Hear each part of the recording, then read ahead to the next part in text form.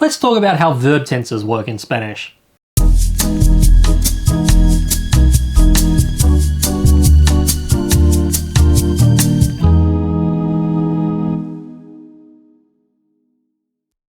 Hi all, I'm Isrado and you're watching my travel channel where I talk all things Colombia.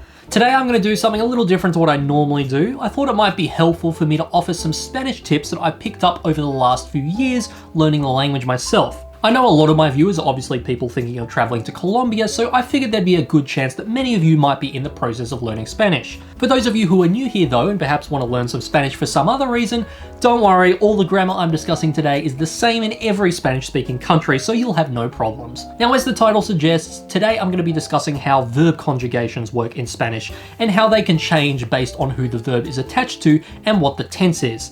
As a quick refresher for those who hate all these grammatical terms, a verb is an action word, so it describes a specific action someone is taking, like running, eating, thinking, or even a less literal act like loving or wanting. Basically, if it's a word that you could put an ing at the end of, it's probably a verb. As for the term conjugation, this is the variable that gets applied to the verb, thereby changing it based on a number of factors such as tense. For instance, in English, you can say I run in the present tense, but the past tense is I ran. So that variation that's based on the tense in this case is what's known as a conjugation. Now in English, the tense is almost the only conjugation and one of the few factors in general that can alter a verb. Every verb in English essentially has 4 variations, 3 of which are commonly based on tense.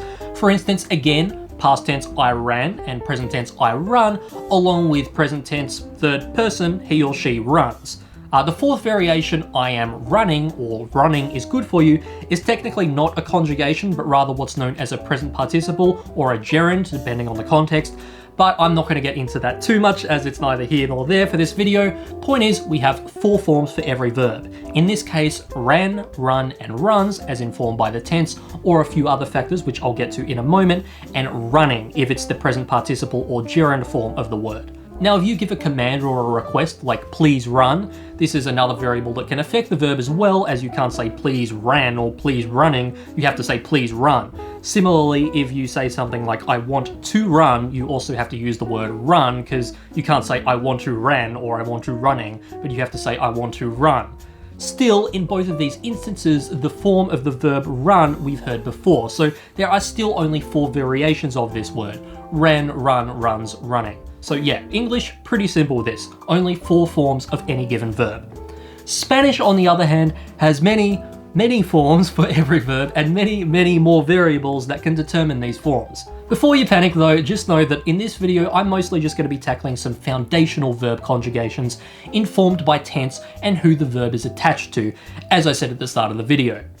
Alright, so let's start with the most important and foundational advice I'll give you for this entire video. One thing that is absolutely key to learning any Spanish verb conjugation, or even just any Spanish verb form in general, is knowing the verb in its most foundational basic form. This is the form you see it in when there's no conjugation attached and it's not in its present participle or gerund form. This foundational form is what's known as the infinitive. If I go back to the English example I was using before, the word run would be this word's baseline form and therefore the infinitive. Remember, ran is the past tense conjugation and running is either the present participle or gerund, but run is the baseline form, i.e. the infinitive. One quick way to know which form of any given verb is the infinitive is to check which form of it you would use after the word to in a sentence. For instance, I want to run, I like to eat, I hate to lie. The verbs in all of these sentences are in their infinitive forms. Now, you might notice that the infinitive form is also a form we use for the present tense in English, like I run, I eat, I lie.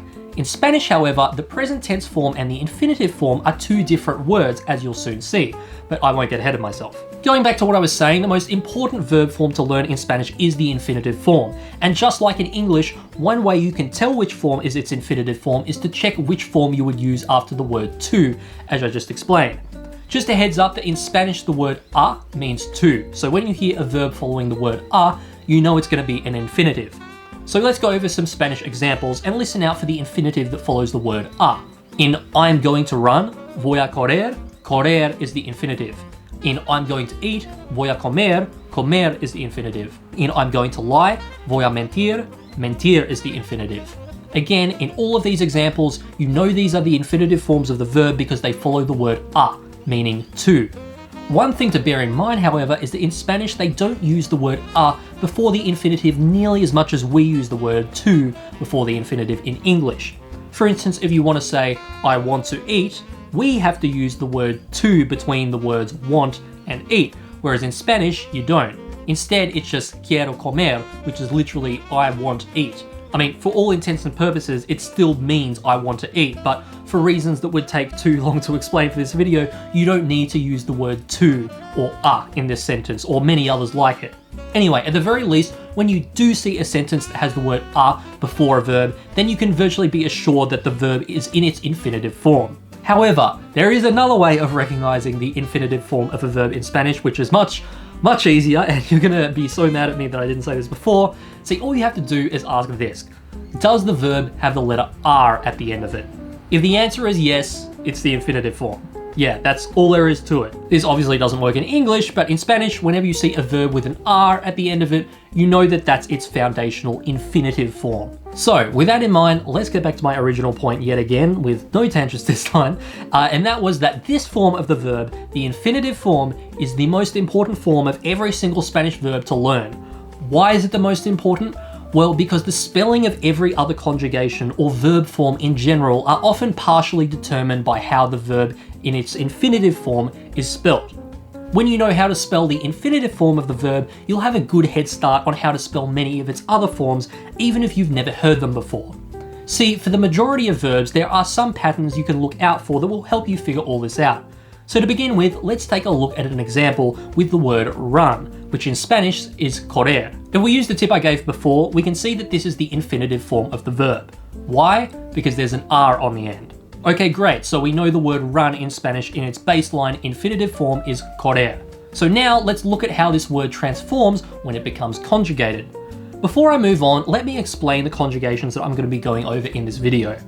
Firstly, just like in English, Spanish verbs can be affected by tense. So just as I run becomes I ran in the past tense, this same rule applies in Spanish where corro, I run, becomes corré, I ran. In Spanish, however, there's also an additional conjugation for the future tense. In English, if we want to use run in the future tense, we have to say something like I will run or I'm going to run, and you'll notice that the word run doesn't transform in any way, we're just using its baseline infinitive form. In Spanish, on the other hand, if you want to use run in the future tense, the verb actually transforms into a conjugation for this, much like it does for the past tense. In this example, corro, which is I run in present tense, becomes correré in the future tense. Now, I will get to my tips on how to easily figure out all of these verb conjugations in a moment, but for now, I just wanted to let you know some of the conjugations that are out there that don't exist in English. Okay, so we've seen that tense can affect verbs in Spanish much like it can in English, and we've seen there's also a conjugated verb form for future tense, which of course doesn't exist in English. Now there happen to be some other conjugations based on tense in Spanish, like if the verb is describing something you used to do or could or would do, for instance, but those can get quite tricky, so for today, at least as far as tense goes, I'm just going to focus on the more simplistic conjugations for past, present, and future. So to recap, for run or correr, we have present tense, I run, which is corro, past tense, I ran, which is correr, and future tense, I will run, which is correré. Now in English, when I say I run, I ran, or I will run, all of these statements contain the word I at the beginning in order to denote that the verb applies to me as opposed to you run or they run, etc. The eagle-eyed among you might have noticed though that when I said corro, correr, or correré, meaning I run, I ran, and I will run respectively, all of those Spanish statements only contained a single word, which was just the verb itself. There was no I before it, which by the way in Spanish is yo. Now you could put a yo before it, but you don't have to, and I didn't in the examples I just gave. So then without the yo, how do we know that these verbs apply to me as opposed to someone else? Well, that's where another important variable comes into play. See, in Spanish, verbs are not only affected in their form by tense, but also by who they apply to. So those examples I just gave of corro, correr, and correré, those forms of the verb are exclusively used when they apply to the first person, i.e. when you're talking about yourself. If you wanted to say you run, you ran, and you will run, it would be corres, corriste, and corrirás, which, as you can see, are completely different words to the ones I was just using for the first person. This obviously differs to English, where the same verb forms are used irrespective of who they apply to. I run and I ran don't change at all when I say you run and you ran, but in Spanish they do. In addition to changing when applying to the second person, you, the verb form also changes when applying to the third person, he, she, or they. In case that wasn't enough for you, all of these verb forms for first person, second person, and third person change once again when you're referring to multiple people, plural, as opposed to a single person, singular. So yes, we, they, plural, and you, plural, all have their own distinct conjugations. Finally, and I'm sorry if I'm scaring you off learning Spanish at this point, but the one other conjugation based on this to be aware of is formality. Specifically in the singular second person, if the verb applies to someone who is considered formal to you, like a boss or a teacher, then that also has its own distinct conjugations as opposed to the casual second person conjugations you use for a friend. Alright, those were a lot of different variables, so let's just recap all of them real quick. For tense, we have past, present, and future, along with some other variables I won't go over today. And then for perspective, we have I, we, you singular, you plural, and you formal, he, she, they singular, which are all the same by the way, and then they plural.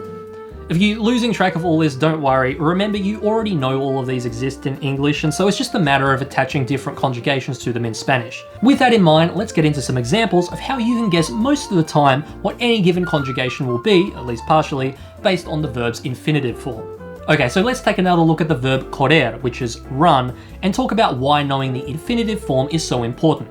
See, in every single infinitive out there are some indicators that can inform us how most of its conjugated forms and other forms may be spelled. I'm going to come back to this soon, so hold that thought.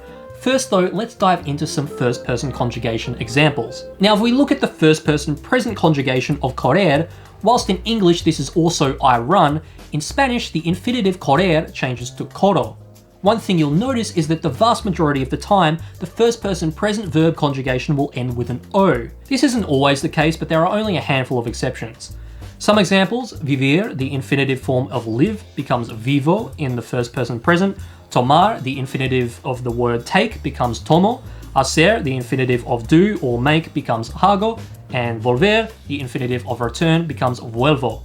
You'll notice that some of these verbs change their spelling from the infinitive almost entirely, like volver to vuelvo, whilst others simply substitute the last couple of letters for an O, like from vivir to vivo. There isn't a whole lot of rhyme or reason in what the rule is with each word for this, but the pattern you will notice in all of these words is that they end with an O, which is what I wanted to draw your attention to. Once again, if it's the first person present form of a verb, the chances are it ends with an O. There are some exceptions, but they're so few and far between, so I don't want to overcomplicate this. Okay, so we know first person present is usually going to end with the letter O. So there you go, now you know how most first person present verb conjugations are going to be spelled, at least in part. Moving on to the first person past conjugation, which, going back to our example of run, becomes ran in English. In Spanish, the first person past conjugation of correr is corrí. Now there is another pattern to recognize in the first person past conjugations, and that is that they virtually always end with the letter E or I. So here, correr becomes corrí, but if I were to go over the other verbs I mentioned before, vivir becomes vivi in the first person past, tomar becomes tome, hacer becomes hice, and volver becomes volví. Once again, the spelling of the word may change in different ways, but one common thread across all the first person past conjugations is that they end with an E or an I. In terms of how you know if it's going to be an E or an I don't think there's any straightforward sign for that, so it may be something you'll just have to memorize for each word. But still, I've rounded the whole alphabet down to those two letters, so hopefully that's still better than nothing. Finally, let's go over the first person future tense of correr, which would be correré. The pattern you'll notice in the first person future tense conjugations is that the verb once again ends with the letter E, only this time it's important that the verb retains the letter R somewhere, unlike the other conjugations that drop this. To go through our example verbs again, vivir becomes viviré, tomar becomes tomaré, hacer becomes haré, and volver becomes volveré. As you can see, for many of these, it's as simple as just adding the letter E to the end of the infinitive, like with correr to correré. But in some rare cases, like with hacer to haré, you may need to drop some letters. So that's all of our first person conjugations. To recap the patterns for each first person tense, we have the pattern of commonly changing the last couple of letters to an O in the first person present tense, changing the last couple of letters to an E or an I in past tense, and adding an E to the end of the infinitive for the first person future tense, and sometimes dropping some of its letters but retaining the R.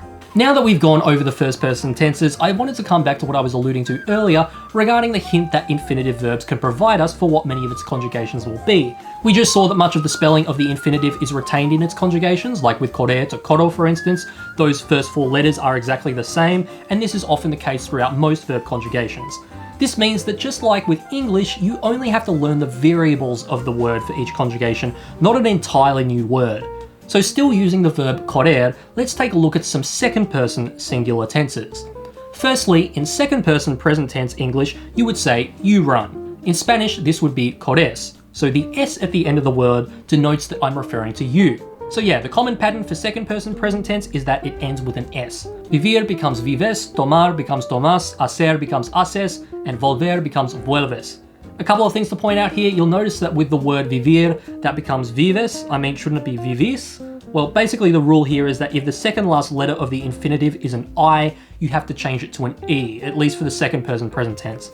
The other thing I wanted to point out is how volver changed to vuelves. Just like with the first person present conjugation, the spelling can sometimes change for several letters of the word, but the important thing to recognize is that there's still an S on the end of this conjugation, denoting that it's referring to the second person present tense. Now let's move on to the second person past tense. For this, correr becomes corriste. The pattern to remember here is that the R in the infinitive is dropped and replaced with an STE. You'll also notice that the letter E in correr changed to an I in corriste. This is the other key thing to remember. If there's an E in the infinitive, it needs to be changed to an I in the second person past tense. If the second last letter of the infinitive is an I or an A, however, you can keep these letters in the conjugation. So for our examples, vivir becomes viviste, tomar becomes tomaste, hacer becomes hiciste, and volver becomes volviste. Once again, you'll notice this time in the case of hacer, the letter A also changed to an I. As with some of the previous conjugations, sometimes more of the infinitive spelling can change than just the end of the word, and there's not always any obvious indicators of when this will happen, but the important thing to remember is that for these second person past conjugations, they'll always end with an STE. Finally, for the second person, let's go over future tense, where correr becomes correrás. The pattern for these conjugations is pretty straightforward in that they all end with an AS. Vivir becomes viverás, tomar becomes tomarás, hacer becomes harás, and volver becomes volverás. I think you know the drill at this point, but yes, sometimes the letters can be dropped from the infinitive as well, like from hacer to harás, but the important pattern to recognize is that there's always an AS on the end. And there we go, those are all the second person tenses. To recap on these patterns, for the second person present tense, you want to have an S on the end of the verb. For the second person past tense, you want to have an STE on the end. And for future tense, you want to have an AS on the end. Sometimes the infinitive retains all of its letters and sometimes it drops some, but either way, these are the letters you'll see on the ends of these conjugations. With first person and second person tenses out of the way, let's move on to third person singular, beginning with the present tense. The third person singular present tense in English in our example verb is of course he runs, she runs, or they run. In Spanish, the infinitive correr becomes corre. As you can see, we just dropped the R, and yes, this is the pattern to look out for. Vivir becomes vive, tomar becomes toma, hacer becomes hace, and volver becomes vuelve. This is one of the more straightforward conjugations in that all we're doing a lot of the time is just dropping the R, but it should be said that for infinitives that have I as their second last letter, like vivir, these need to be changed to an E, in addition to the R being dropped. So again, vivir becomes vive. It goes without saying also that some other parts of the spelling can change in certain words like volver to vuelve, but I think I've said this enough times at this point, so I won't point it out for future examples. Next up, third person past tense. Here, correr becomes corrió. The pattern for this one is that there's either going to be an IO at the end or just an O. Vivir becomes vivió, tomar becomes tomó, hacer becomes hago, and volver becomes volvió.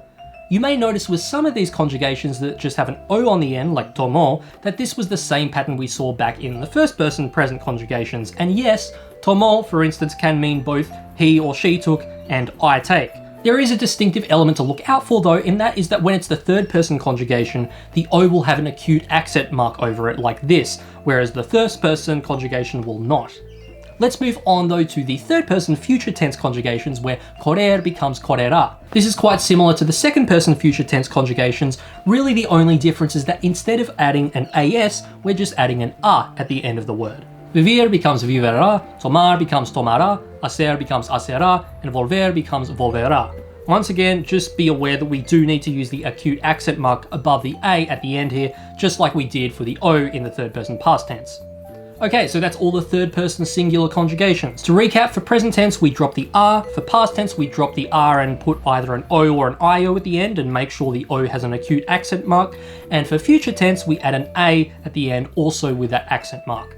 Cool, we're making some progress, but I should disclaim that all of these conjugations we've gone over so far have been singular.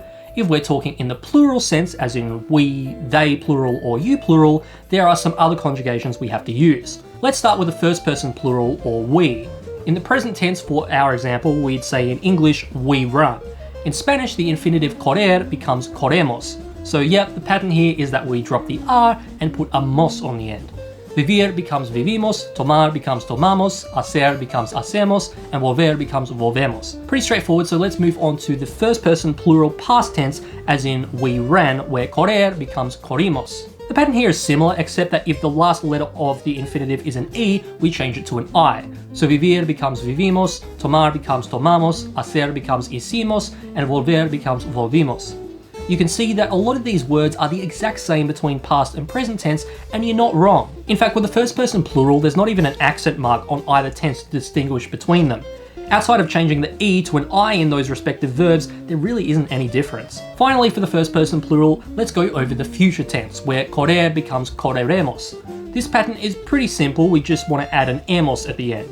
Vivir becomes viviremos, tomar becomes tomaremos, hacer becomes haceremos, and volver becomes volveremos. Alright, so let's recap all of those first person plural tense patterns. For the present, we drop the R from the infinitive and add a mos on the end. For the past, we do the same thing unless the infinitive has the letter E as the second last letter, in which case we additionally change this to an I. And for the future tense, we simply add an emos to the end of the infinitive. Now we're almost done, there's just one more unique conjugation type I wanted to cover today, and that is the third person plural, as in they plural run. For the present tense of this in Spanish, the infinitive correr becomes corren. So yeah, we're just swapping the R for an N. Vivir becomes viven, tomar becomes toman, hacer becomes hacen, and volver becomes vuelven. Only thing to note is that if the second last letter of the infinitive is an I, as in vivir, you want to change that to an E, so vivir becomes viven. For third person plural past tense, correr becomes corrieron. So the pattern here is that you add an on the end of the infinitive. And if the second last letter of the infinitive is an E, you also have to add an I before it. So vivir becomes vivieron, tomar becomes tomaron, hacer becomes hicieron, volver becomes volvieron. It's a similar pattern for future tense where correr becomes correrán, except as you can see here, you add an un instead of an on. Also, you don't need to add an I before the E if the infinitive has an E as its second last letter, like you would with the past tense. So with that in mind, vivir becomes vivirán, tomar becomes tomarán, hacer becomes harán, and volver becomes volverán. Also be mindful that you need to add an accent mark over the A in un. To recap these third person plural patterns, in the present tense you substitute the R in the infinitive for an N, so correr becomes corren, and if there happens to be an I as the second last letter of the infinitive, change this to an E, so vivir becomes viven. For past tense we add an on to the end of the infinitive, and if the second last letter is an E, we also add an I before it, so volver, for instance, becomes volvieron. And finally, for future tense, it's the same thing except you add an un instead of an on, and make sure the A has an accent mark. Plus, you don't have to worry about the aforementioned I before E rule. Okay, so that was a lot, but you may be wondering what the deal is with the second person plural, as in you denoting multiple people. Well, I'm happy to say that the verb conjugations for this are the exact same as the ones I just described for the third person plural, so thankfully you don't have to learn anything extra for this. You may also remember earlier on that I mentioned that there are separate verb conjugations for when you're speaking to someone formal, as in the second person. When you're doing this, the conjugations I described for the second person will not apply, but instead you'll just use the conjugations that I described for the third person singular. If you just remember, addressing someone formal is like addressing the third person. It's formal, so it's less direct. So those were all the conjugations I wanted to discuss. One more concept I thought was worth covering quickly though is the present participle. In English, this is what I described earlier as when run becomes running. This isn't attached to tense or any other factor, and so it's technically not a conjugation, but it is something very common, and so I thought I'd quickly cover how this works in Spanish. Really, all you do with this is drop the R in the infinitive and add an NDO at the end, so correr becomes corriendo. You'll also see there that I added an I before the E, which is another rule if the second last letter of the infinitive is an E. Additionally, if you see an I as the second to last letter, you need to add an E after this. So for our examples, vivir becomes viviendo, tomar becomes tomando, hacer becomes haciendo, and volver becomes volviendo. Anyway, I think that's enough for one video. This went on a lot longer than I thought it would. Once again, I know this was a lot, but don't worry about remembering it all straight away. This is something you can just keep referring back to whenever you need it, and over time, as you put it into practice with real life instances, it'll gradually become more natural to you. As I said earlier, there are some other verb conjugations in Spanish out there, like for describing actions that used to happen, or for actions that could or would happen, but I think we've already gone through enough today, so I'm gonna leave it here. Honestly, if you can get a hold of all the conjugations I've described today, you will have grasped arguably the trickiest aspect of Spanish, as there really is a lot to remember. I hope I was able to help a bit, but feel free to leave a comment if you have any questions.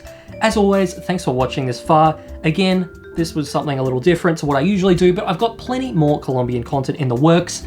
Until then though, feel free to like, subscribe, bell, and I'll see you around. Ciao!